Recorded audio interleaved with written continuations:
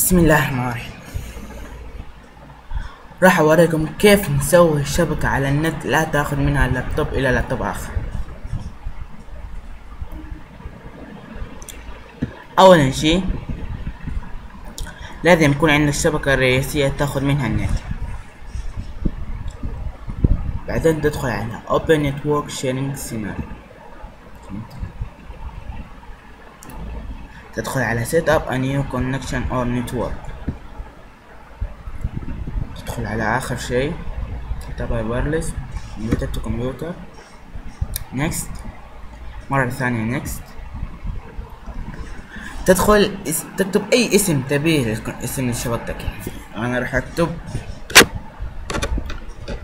واي فاي،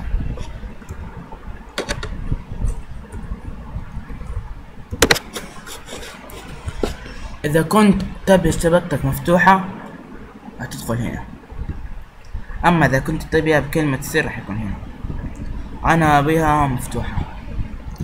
وإذا كنت تحفظ هذه الشبكة يعني طوالي على اللابتوب تبعك هيكون تدخل على Save this network. أنا ما أبي أحفظها، ما أبيها. ادخل على Next.